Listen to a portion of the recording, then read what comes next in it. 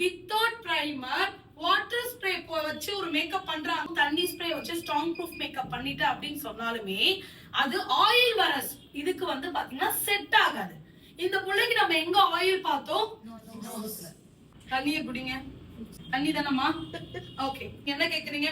கோயிலுக்கு போனாலும் மேக்கப் அந்த கோயில் வெட்டிங்லயும் கலையக்கூடாது, அக்னி குண்டத்திலயும் கலையக்கூடாது அப்படின்றீங்க.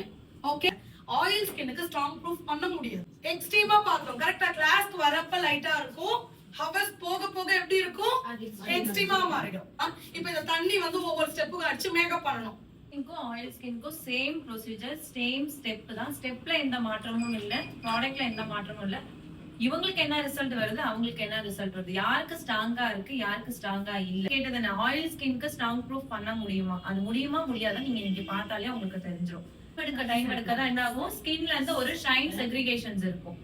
சோ ஷைன் செக்ரிகேஷன்ஸ் இருக்க நான் அது வேணும்ன்றதுக்காக தான் என்ன பண்ணிருக்கேன், ஏசியுமே ஆஃப் பண்ணியாச்சு, ஃபேனுமே கிடையாது, ஃபுல்லாவே எப்படி இருக்குன்னா வார்மா இருக்கு. ஓகே. இப்ப நான் இத்தனை பேர் இருக்கோம்னா மூச்சு காத்து எப்படி இருக்கும்? சூடாதான் இருக்கும். ஓகே. இப்ப நான் வார்ம்ல தான் நம்ம மேக்கப் பண்ண போறோம். சோ ஆயில்ல காம்பினேஷன் ஸ்கின். சோ இவங்க ரெண்டு பேருக்கு என்ன டிஃபரெண்ட் இருக்கு? மேக்கப் போட்டு உடனே வேண்டாம், ஒரு 1 hour to 2 hours வெயிட் பண்ணும், அதுக்குள்ள வேற சப்ஜெக்ட் பார்ப்போம்.